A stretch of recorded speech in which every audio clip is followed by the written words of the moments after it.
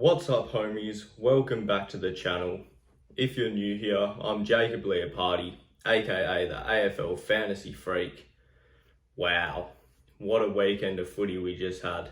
With the AAMI series just finished, there's plenty to go over, so let's get straight into it.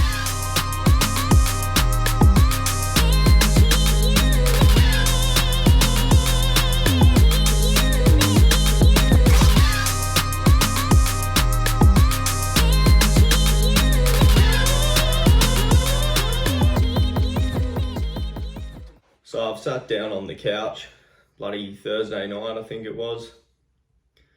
Carlton St Kilda, first game of the round. So I was a little bit nervous, like watching the first game of pre-season, knowing that this time of the year is such a big time in getting your fantasy team ready and that. And the first thing I noticed when watching the game was, fuck me, is the game played at a way faster speed. That was the first thing I noticed. That's when I really started to realise that this new man on the mark rule is going to be significant in 2021, to the point where it's going to alter people's strategy going into this year. So essentially, with the man on the mark, the bloke can't move anymore, so it's opening up kicking lanes inboard. And it's allowing for easy handball receives as well. So we noticed over the course of the round that a lot of the running back types were the top scorers. So I'm expecting this to be a trend early in the year until teams figure out they may deploy taggers or come up with strategies in order to counteract this. But I think early in the year, we're going to see these halfback types really put up some decent scores. The second thing I noticed is that just because the game was so free-flowing, we had way less ruck contests, way less stoppages, less tackles. So that's a negative on your inside midfielders. Players like Patrick Cripps, potentially, the real in and under players that rely heavily on tackles to score, may be hindered this year slightly. And with less ruck contests, less hit outs for the ruck, the way in which the ball was moved, because of the fast-paced nature of the game, there was less contests as well down the line, so they weren't going to big packs as much. So I guess you can say less marking potential for the big men. And from the kick-in too, like being able to run 25 metres out of the square, they were just clearing the zone and effectively not kicking to the rucks as much as well. So from what I've gathered watching the footy this weekend, I feel that rucks this year are going to take a bit of a hit. And so I'd say those were probably the two biggest takeaways from the AAMI series for me. So we'll dive into a bit of my strategy this year and what I'm looking to do with my team. I'm expecting that I'm probably going to spend a big chunk of my starting salary cap in defense. Judging by the way the game's been played, I think a lot of the premium type defenders could actually be underpriced. So a couple guys that I'm looking at are your Caleb Daniel types, Jaden Short, Sam Doherty, those sort of players, because essentially they just fit that role perfectly, but they're also taking the kick-ins as well, or majority of the kick-ins for their team. So that's 3 points. And I think all those guys can be around 100, around that 100 mark, particularly early anyway, which sees them underpriced. The other thing I'm looking to do is I'm looking to punt my rucks completely, almost. I couldn't justify paying for Gawn to start with before, but now it's just confirmed to me that I don't think Gawn, Grundy, O'Brien, these guys are starting options for me personally. Just the way the game's being played, I can see rucks getting less points, so I don't think there's value in those guys, and they potentially see a decrease this year. I'll be starting a rookie on the field in my ruck department, and I'm not sure yet what I'm going to do with my other ruck, but I will be looking at a value player such as Draper, Nankervis, Jared Witts, one of those types. Going forward, so in my forward line,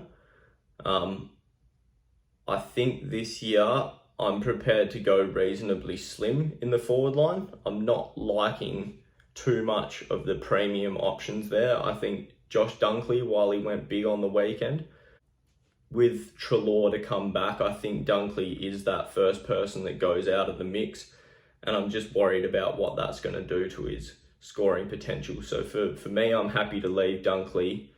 The only one that I can really somewhat justify is Dangerfield, but still then he's coming off an injured pre-season, and with their easy run to start the year, they're probably going to manage him a bit. So with not many premium options that I feel are genuine, along with the fact that I think this year we're going to see a lot of good midfielders rotate forward and spend a bit of time there playing out of the goal square. So I think come the round 6, round 12 mark, we're going to get some good DPP players come in. Potentially guys like Nat Fife, Luke Parker, Patrick Cripps even, Travis Boak, just to name a few. I think could all get DPP, and therefore I'm willing to start with a pretty light forward line in the hope that I can then upgrade to those premium types, as I feel they're better than the options that are available now. With my midfield, I'm just going for a mixture of rookies, mid-prices, underpriced premiums and premiums. So because I'm going light in my ruck, I need a captain option, and therefore I'll be starting most likely with Zach Merritt this year, as I think the way the game's played, I think he goes to another level this year. He's probably 120, could even be more than that. And I'm prepared to take him as my captain and put the C on him every round.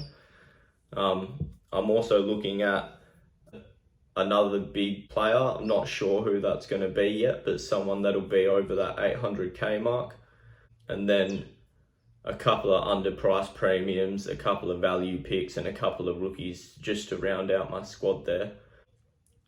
But all in all, I think the rookies this year are going to be relatively weak. So with my strategy, I'm trying to minimize as many rookies as I can have on the field, because I also want to have some of the decent ones on my bench as well, because I don't want dud rookies that are going to drop out, not play, and then leave me with a bunch of dead wood. So I don't think there's enough rookies this year to have on the field and on the bench as decent rookies. Yeah, so I'm just trying to minimize as much as possible. I think off the top of my head, I might have four on the field. So yeah, that's my strategy this year, guys. That's what I'm looking to do personally. If you guys are looking for any insight in how to improve your team, you can head over to my website. It's linked in the description below. I've got all my articles over the pre-season and all my notes on all the relevant players. I'll also be uploading an Excel sheet with all the numbers in there, so you guys can compare stats from their pre-season this year to last year's.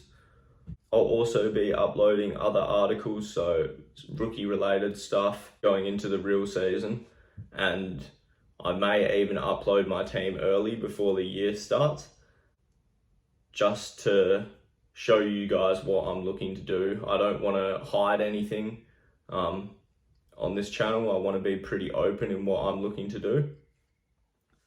Other than that, if you guys need any help with your side, drop a comment below. Let me know what sort of strategies you're looking at.